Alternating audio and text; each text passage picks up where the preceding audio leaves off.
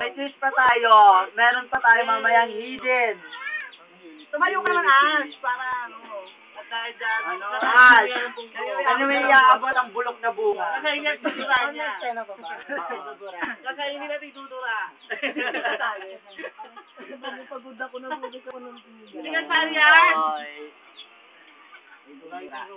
Kakainin mo daw tutura. Alam ko! Pag meron ka niyan, 2 boto na sa'yo, ah. Oo. Wait lang po. Ay, nagalit. Ay!